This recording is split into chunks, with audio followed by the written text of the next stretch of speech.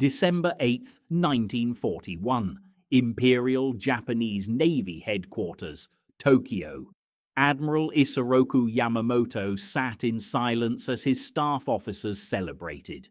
The reports from Pearl Harbor exceeded every projection. 8 battleships destroyed or damaged, 2,403 Americans dead, 188 aircraft obliterated. The U.S. Pacific Fleet had been crippled in a single morning. Captain Yasuji Watanabe, Naval Intelligence Chief, presented calculations that seemed irrefutable. The Americans had lost 40% of their Pacific battleship strength. Reconstruction of these vessels would require 18 to 24 months minimum. Their carrier force was intact but insufficient. Japan had secured at least 1 year of operational freedom. Around the conference table, junior officers nodded confidently. They had studied American industrial capacity. They knew the United States possessed greater resources than Japan, but they also understood shipbuilding. Capital ships required years to construct. Carriers were even more complex. The mathematics seemed certain. What these officers didn't know, what they couldn't conceive, was that at shipyards across America, an industrial mobilization beyond human history was already beginning. Within 72 hours, American shipbuilders would start construction on vessels that Japanese planners assumed impossible. Within 3 years, those same shipyards would launch 17 fleet carriers, 77 escort carriers, and redefine naval warfare forever. The Japanese admirals were about to receive a lesson in American industrial capacity that would shatter every assumption about modern warfare. Japanese naval intelligence had calculated American shipbuilding capacity with meticulous precision. Their analysis, compiled over years of observation, seemed comprehensive and conservative. They knew American shipyards. They had studied construction timelines. They understood steel allocation, worker training requirements, and the complexity of carrier construction. The intelligence summary delivered to the Naval General Staff on December 10, 1941, contained projections that every senior officer accepted as fact. A fleet carrier required 36 to 48 months from keel laying to commissioning. The Americans had 3 carriers in various stages of construction in December 1941. Essex, still 18 months from completion. 2 unnamed vessels barely begun. Maximum American carrier strength by late 1943 would be 9 fleet carriers, assuming no losses and perfect construction schedules. Japan possessed 10 fleet carriers in December 1941. The margin seemed comfortable, even dominant. Japanese carriers were superior in design, their pilots better trained, their doctrine more refined. The Americans would need years to catch up, if they ever could. But Japanese intelligence had made a catastrophic miscalculation. They had analyzed American shipbuilding using Japanese frameworks. They assumed American construction would follow patterns established by every navy in history. They were measuring industrial revolution against craft tradition. They were calculating assembly line production using artisan mathematics. The error would prove fatal. At the Brooklyn Navy Yard on December 8, 1941, workers received notification that changed everything. All leave cancelled, all construction schedules accelerated, all resource limitations removed. The USS Iowa, a battleship under construction, would continue, but resources would shift dramatically toward carrier production. What happened next violated every principle of traditional shipbuilding. American yards didn't refine existing processes. They reinvented shipbuilding itself. Naval architects had been preparing for this moment since 1940. They had studied Ford's assembly lines, studied mass production techniques, studied everything that made America's industrial capacity unique. The Essex-class carrier design was already revolutionary, but not for the reasons Japanese intelligence understood. The Essex wasn't designed to be the best carrier. It was designed to be the most producible carrier. Every component standardized, every system simplified, every element optimized not for perfection, but for rapid construction. Japanese carriers were masterpieces of naval architecture, each one slightly different, refined, improved. American carriers would be identical, interchangeable, mass-produced. The Japanese built warships. The Americans were about to manufacture them. Within weeks of Pearl Harbor, American shipyards implemented techniques that Japanese observers would have dismissed as impossible. Prefabrication on an unprecedented scale. Entire hull sections built simultaneously in different locations, then transported and assembled. Modular construction where compartments were fully outfitted with piping, wiring, and equipment before installation. Parallel work streams that allowed multiple construction stages to proceed simultaneously. The Newport News Shipbuilding Company, which would build 5 Essex-class carriers, revolutionized their entire operation. They created specialized fabrication shops. One produced nothing but bulkheads, another only made frames. A third specialized in deck plating. Each component was standardized, mass-produced, then delivered to the building ways for assembly. Japanese shipbuilding, by contrast, followed centuries of maritime tradition. Master craftsmen built each section carefully. Quality control was meticulous. Progress was measured and deliberate. A Japanese fleet carrier required 120,000 man-hours of highly skilled labor. The Americans were about to reduce that to 75,000 man-hours using semi-skilled workers and prefabrication.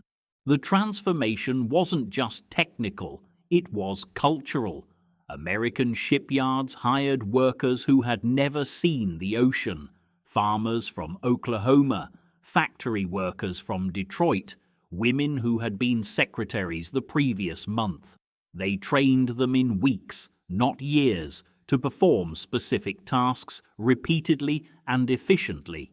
By March 1942, Japanese naval intelligence received disturbing reports. American carrier construction had accelerated beyond projections. The Essex would launch by mid-1942, 12 months earlier than calculated, but intelligence officers dismissed these reports. One carrier ahead of schedule meant nothing, probably propaganda. The fundamental mathematics of shipbuilding couldn't be violated. They were wrong. On July 31, 1942, just 8 months after Pearl Harbor, the USS Essex slid down the ways at Newport News. The ship that Japanese planners assumed would take 4 years had been completed in 20 months. But the Essex was just the beginning. Behind Essex, an entire class of identical carriers was already taking shape. CV-10 Yorktown, laid down in December 1941. CV-11 Intrepid, laid down in December 1941. CV-12 Hornet, laid down in August 1941-1942. CV-13 Franklin, laid down in December 1942. The Americans weren't building carriers sequentially.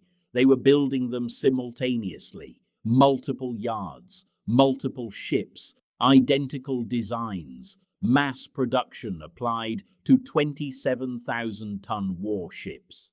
Japanese intelligence officers studying these reports faced cognitive dissonance.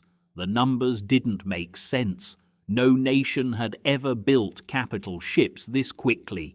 The reports had to be exaggerated. American propaganda designed to boost morale after Pearl Harbor's humiliation. But the reports were accurate. Worse, they were conservative. The Essex-class carriers were only part of America's carrier construction program. In parallel, an even more audacious project was accelerating: the conversion of cruiser and battleship hulls into light carriers.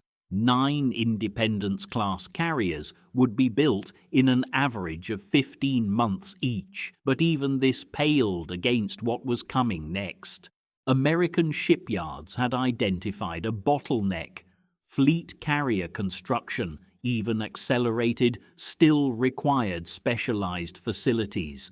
Only a dozen yards in America could build such vessels, but hundreds of yards could build merchant ships. If carriers could be built using merchant construction techniques, production could multiply exponentially. The escort carrier program began as a British request: small carriers built on merchant hulls for convoy protection. The Americans agreed to build them. Then American industrial logic took over. If we're building escort carriers, why not build hundreds? Why not create a carrier type that could be mass-produced faster than Japanese submarines could sink them? The Kaiser shipyards in Vancouver, Washington, had never built a warship. They specialized in cargo ships using revolutionary prefabrication techniques developed by Henry J. Kaiser. In April 1942, Kaiser received contracts to build escort carriers, 50 of them. Japanese naval planners monitoring American construction couldn't process this information. 50 carriers from a yard that had never built warships? Impossible. These would be inferior vessels, barely functional, certainly not combat effective. They were partially right.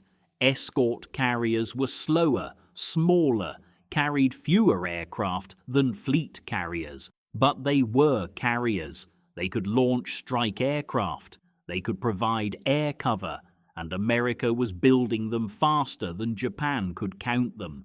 The first Kaiser escort carrier, USS Casablanca, launched in April 1943. The 50th and final Casablanca-class carrier launched in July 1944. 15 months, 50 carriers.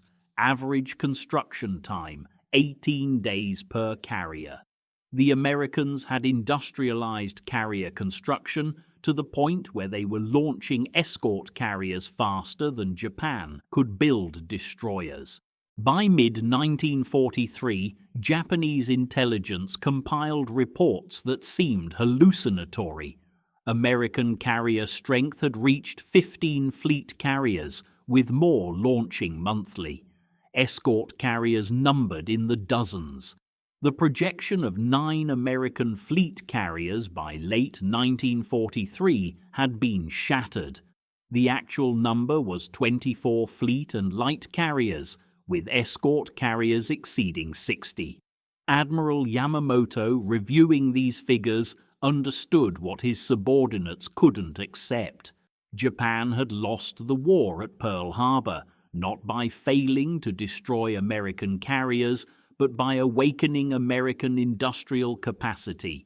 The sleeping giant hadn't just awakened, it had industrialized warfare beyond Japanese comprehension. The Battle of Midway in June 1942 revealed the carrier war's new mathematics to Japanese planners. Japan lost 4 fleet carriers: Akagi, Kaga, Soryu, Hiryu. These were irreplaceable vessels, each requiring 3 to 4 years to construct. American carrier construction meant that by the time Japan could replace 1 lost carrier, America would have built 8. Japanese shipyards could produce approximately 2 fleet carriers every 3 years.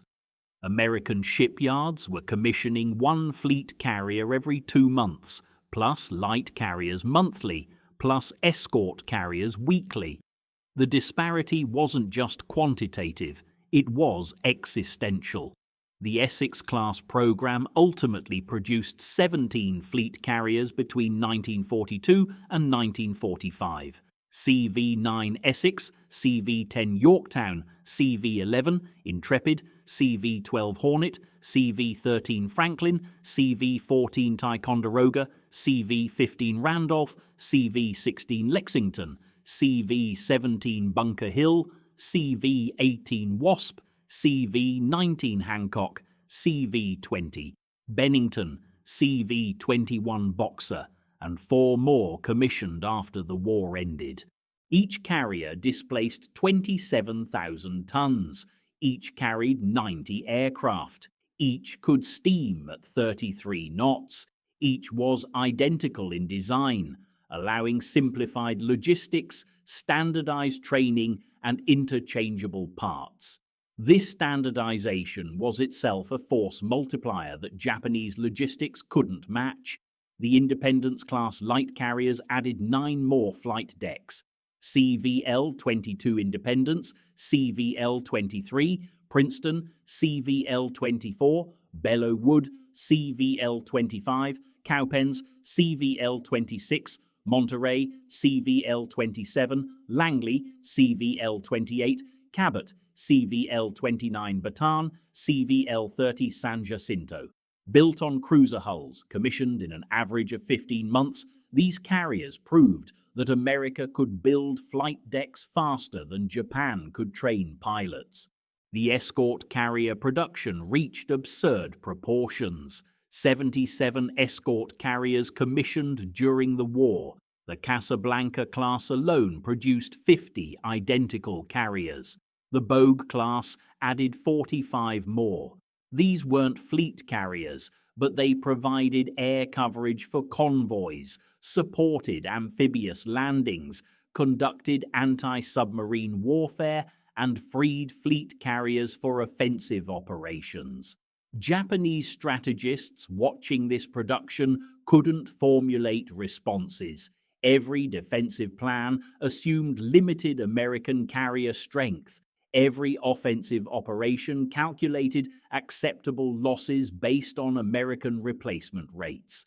But American replacement rates exceeded Japanese loss infliction capacity by factors of 10. At the Battle of the Philippine Sea in June 1944, the disparity became operationally visible.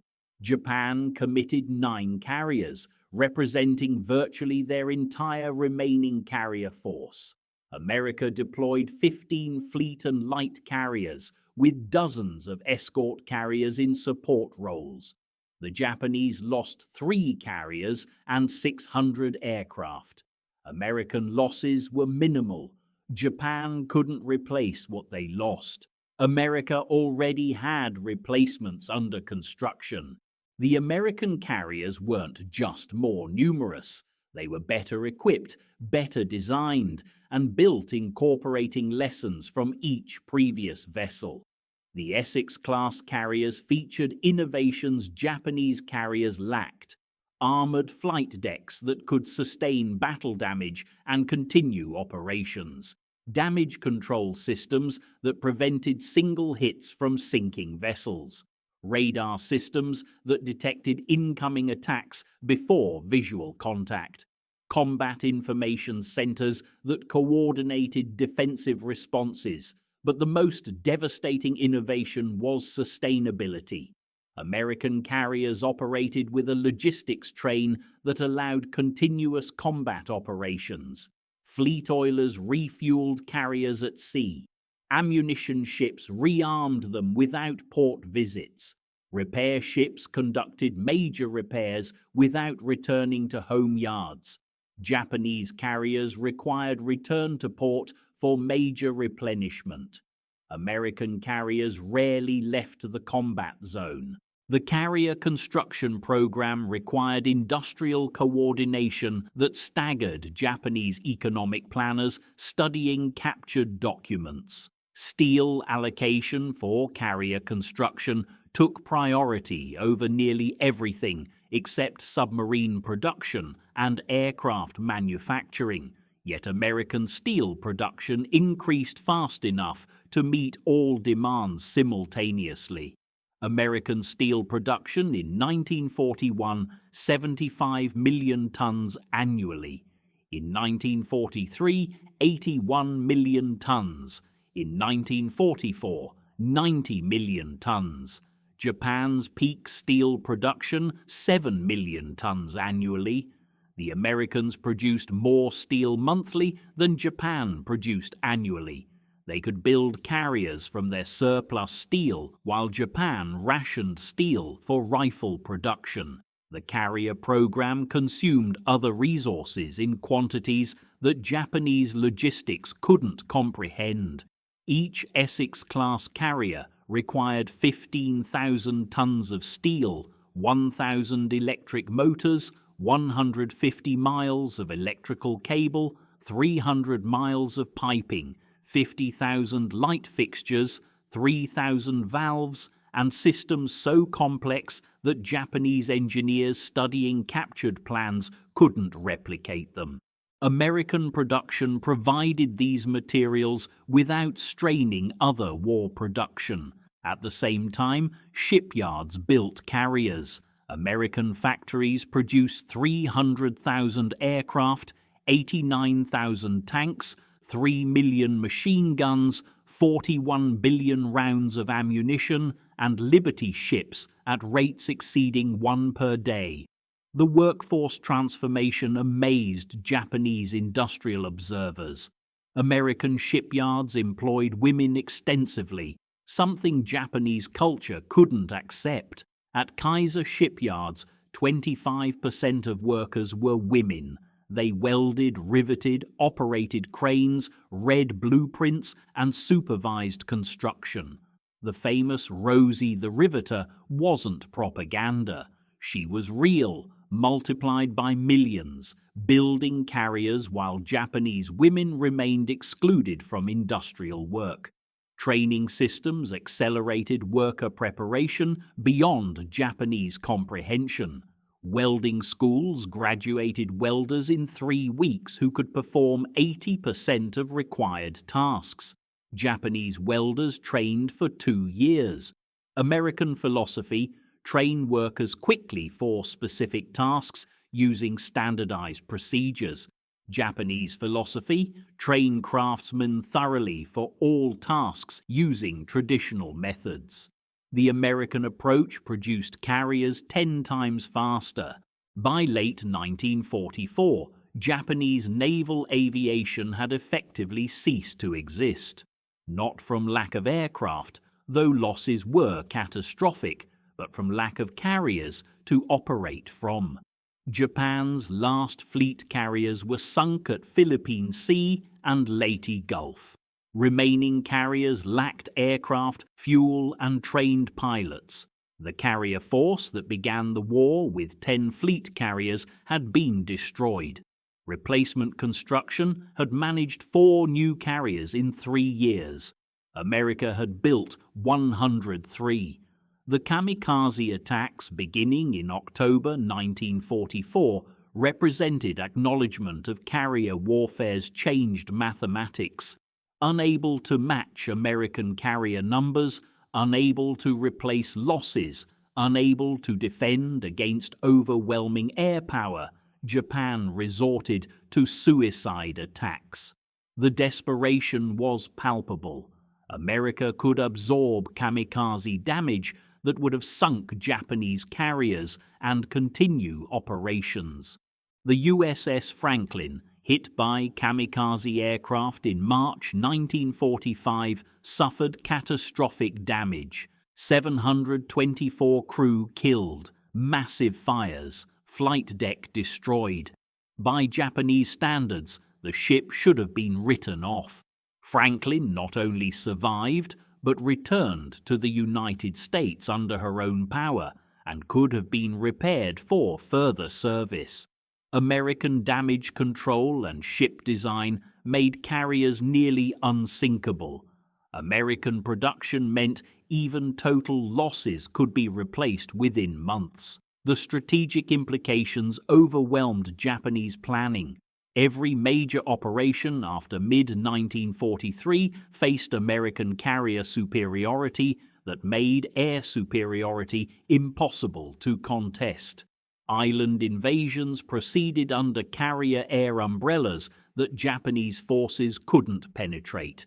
Supply lines remained secure under carrier protection. American submarines operated with carrier support that eliminated Japanese anti-submarine warfare capabilities. Japanese defensive strategy devolved into accepting American carrier dominance as unchangeable reality. Plans assumed American carriers would provide air superiority.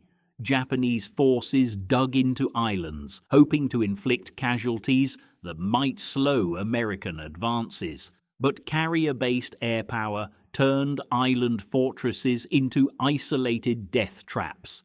The strategy failed not from poor execution, but from the impossibility of fighting a nation that could project 1,000 carrier aircraft into battle while replacing all losses within weeks. The final accounting of American carrier production destroyed every assumption Japanese naval planners had made in December 1941.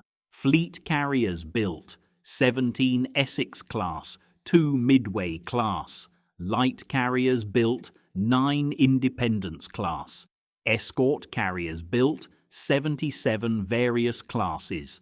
Total 105 carriers commissioned during the war. Japanese carrier production same period, 7 fleet carriers, 5 light carriers, total 12 carriers. The ratio was nearly 10-1, but numbers alone didn't capture the disparity. American carriers were larger, better equipped, more survivable, and supported by logistics that allowed continuous operations. Japanese carriers were isolated assets that couldn't operate without vulnerable supply lines. The industrial achievement extended beyond construction. Each carrier required aircraft. The Americans produced 324,750 aircraft during the war. Japan produced 76,000. American carriers never lacked aircraft. Japanese carriers often sat in port with empty decks, unable to form air groups because aircraft production couldn't match losses. American pilot training scaled proportionally. The United States trained 193,440 pilots during the war, with pipeline capacity to train thousands monthly. Japan trained approximately 30,000 pilots total, with training programs that collapsed under resource constraints by 1944. American carriers had more pilots than available billets. Japanese carriers couldn't find qualified pilots for the aircraft they no longer possessed. The cost of this production would have bankrupted Japan. The carrier program alone cost approximately $15 billion in 1940s dollars. Each Essex-class carrier cost $90 million. Japan's entire war budget for 1944 was $8 billion. America spent more building carriers than Japan spent fighting the entire war. The economic disparity made military victory impossible, regardless of tactical brilliance. American shipyards didn't just build carriers faster, they built them smarter. Lessons from combat were incorporated into vessels still under construction within weeks. The Essex-class carriers completed in 1945 featured improvements learned from 1943 operations, upgraded radar, enhanced damage control, improved aircraft elevators, strengthened flight decks. The Americans weren't just mass-producing carriers, they were continuously improving them while maintaining production rates. Japanese carriers destroyed in combat couldn't be replaced. Each loss was permanent. American carriers damaged in combat were repaired and returned to service, often within months. The USS Yorktown at Midway was abandoned and sunk. The Essex-class USS Yorktown commissioned 5 months later. The Americans named new carriers after lost vessels, psychological warfare that told the Japanese their victories were meaningless. Every Japanese success was temporary. American production made it irrelevant. The Battle of Leyte Gulf in October 1944 showcased the carrier imbalance at its peak. Japan committed 4 carriers as decoys, understanding they lacked aircraft to make them combat effective. America deployed 17 fleet and escort carriers, fully armed, fully equipped, with more in reserve. The Japanese carriers succeeded as decoys, drawing away American fleet carriers, but escort carriers remained, provided air cover, and sank Japanese surface forces anyway. The Americans had so many carriers that losing track of some made no operational difference. In the war's final months, American carrier task forces operated off Japan with impunity. Massive formations, TF-38 and TF-58, featuring up to 17 fleet carriers and dozens of support vessels, struck Japanese targets at will. Japanese response was negligible. The carriers that were supposed to defend Japan didn't exist. American production had created naval dominance so complete that the Japanese home islands were blockaded by the very carrier force that Japanese admirals calculated would require years to rebuild after Pearl Harbor. The ultimate irony was that Pearl Harbor's sunken battleships proved irrelevant. The carriers Japanese admirals dismissed as insufficient became the war's decisive weapon, and America built them in quantities that rendered Japanese naval strategy obsolete before it began. Japan invested heavily in battleship construction, completing the Yamato and Musashi, the largest battleships ever built. Both were sunk by carrier aircraft, demonstrating that battleships belonged to the past while carriers defined the future. Post-war analysis revealed that Japanese strategic planning had fundamentally misunderstood American industrial capacity. Japanese planners used Japanese production as a baseline, multiplied it by the ratio of American to Japanese industrial capacity, and calculated American potential output. The mathematics was logical. The assumption was fatal. American production didn't scale linearly. It scaled exponentially when fully mobilized.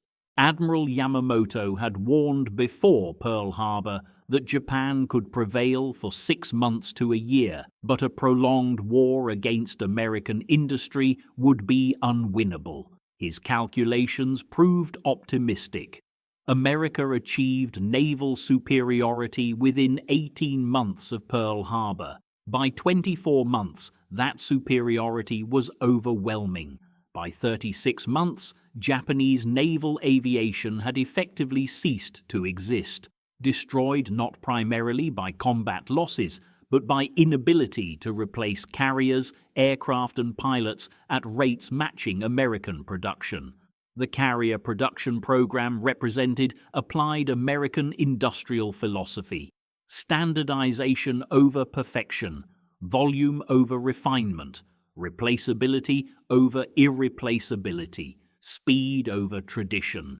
These principles violated Japanese martial culture but proved devastatingly effective. The Americans built adequate carriers quickly rather than perfect carriers slowly. Adequate carriers in overwhelming numbers defeated perfect carriers in limited quantities. The psychological impact on Japanese naval officers was profound. Captured admirals expressed not just surprise, but incomprehension at American production rates. They had studied American capacity. They understood American resources, but they couldn't conceive of an industrial system that could build fleet carriers in 18 months and escort carriers in weeks. It contradicted everything they knew about shipbuilding, about engineering, about physical limitations of construction. The final Essex-class carrier, USS Lake Champlain, commissioned in June 1945, represented the program's ultimate achievement. From Pearl Harbor to Lake Champlain, 42 months. In that span, America had built a carrier force that exceeded the combined carrier strength of all other navies in human history. The Japanese calculation that Pearl Harbor would cripple American naval power for years had been catastrophically wrong. American naval power wasn't crippled. It was enraged, mobilized, and industrialized beyond any precedent. The carrier program's success cascaded through every aspect of Pacific warfare. Island invasions proceeded faster because carrier air power isolated Japanese garrisons. Supply lines remained secure because escort carriers protected convoys. Strategic bombing intensified because carriers provided fighter coverage for B-29 raids. Submarine warfare escalated because carriers supported submarine operations and conducted anti-shipping strikes that starved Japanese industry. By war's end, American carriers had flown 1.5 million sorties, dropped 300,000 tons of ordnance, and sunk or damaged 70% of Japanese merchant shipping. The carriers that Japanese admirals dismissed as insufficient in December 1941 had destroyed Japanese maritime commerce, isolated Japanese industry, and made Japanese home islands indefensible. The 17 Essex-class carriers alone represented more flight deck space than Japan possessed at any point during the war. Each Essex displaced 27,000 tons. Combined, 459,000 tons of fleet carriers. Japan's combined carrier tonnage at peak, 320,000 tons. The Americans had built one class of carriers that exceeded Japan's entire carrier fleet in tonnage, while simultaneously building dozens of additional carriers in other classes. In 1945, with victory secured, American shipyards had additional carriers under construction. The war ended before they commissioned, but the hulls existed, representing capacity so excessive that America could have doubled its carrier force and still maintained production schedules. Japan's shipyards were bombing targets, unable to construct anything, dependent on dispersed manufacturing that couldn't build vessels larger than coastal craft. The lesson Japanese admirals learned too late was that Pearl Harbor's arithmetic was meaningless.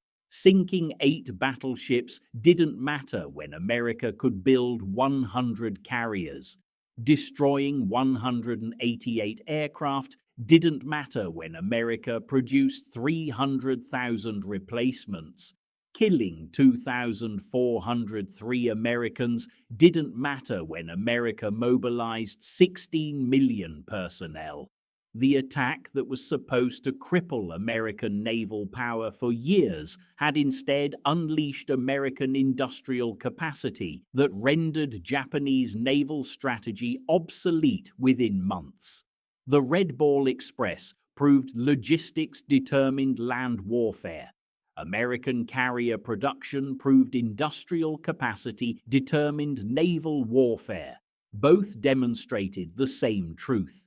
In modern industrialized conflict, the nation that can produce weapons fastest wins, regardless of tactical brilliance or martial tradition. Japan fought with honor, skill, and courage. America fought with factories, shipyards, and assembly lines. The factories won. Admiral Yamamoto, who died in 1943, never saw the full scale of American carrier production, but his warning was prophetic. Having studied American industry, he knew its vast potential. His opposition to war came not from fear of US arms, but from understanding what that industrial power could unleash. Pearl Harbor awakened it. 17 fleet carriers, 77 escorts, and the destruction of Japan's naval aviation proved him right. Japan had struck a nation capable of replacing its losses and building the largest carrier fleet in history faster than Japan could repair one ship. Those who believed America crippled at Pearl Harbor learned too late that they had only delayed the inevitable. The US response was total, delivered from the decks of carriers Japan had deemed impossible to build so quickly or in such numbers. In just 3 years, America launched 17 fleet carriers. Japan never recovered from the shock.